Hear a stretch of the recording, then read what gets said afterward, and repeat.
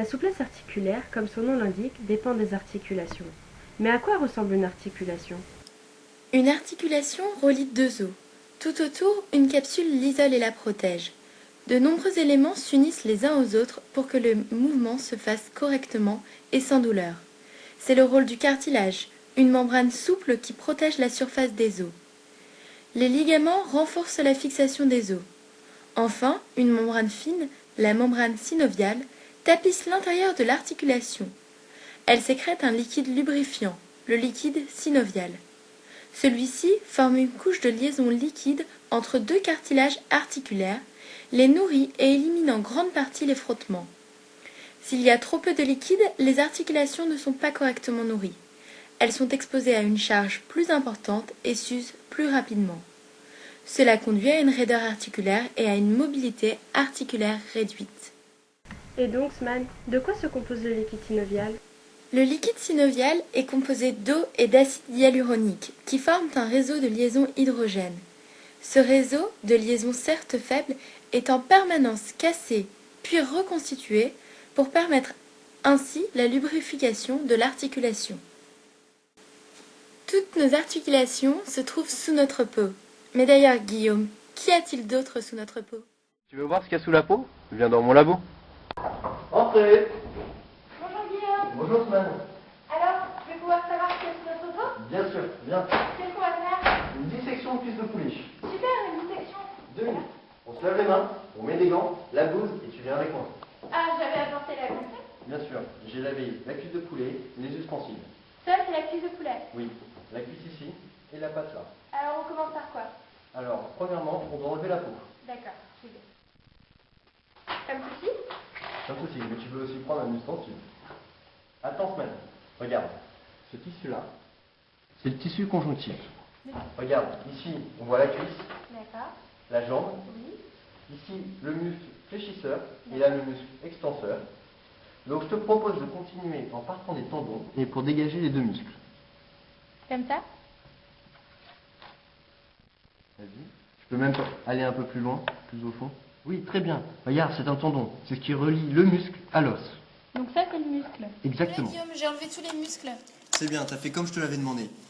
Et regarde là. Ici? Non, ici c'est l'os. Oui, bien ici, sûr. qu'est-ce que c'est?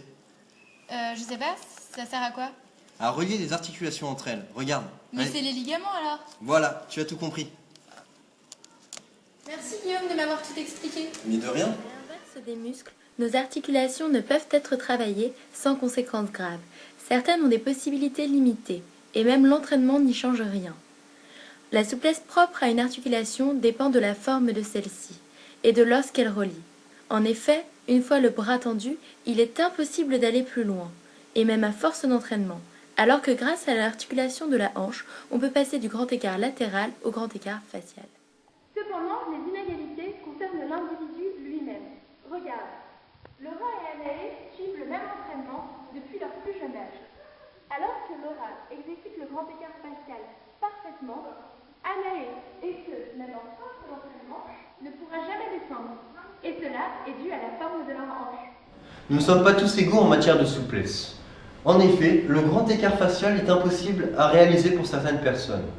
Et cela est dû à la forme de leur hanche et la forme de leur fémur. Ici, l'angle formé par le col du fémur est plutôt fermé. Et donc, l'os bute plus rapidement. En physique, c'est la notion d'encombrement stérique. Tandis que là, l'angle formé par le col du fémur est ouvert, et cela permet donc un mouvement d'une plus grande amplitude. D'ailleurs, Sman, est-ce qu'on peut améliorer sa souplesse articulaire? Dans la mesure où les articulations ne peuvent être travaillées, il est difficile d'améliorer sa souplesse articulaire.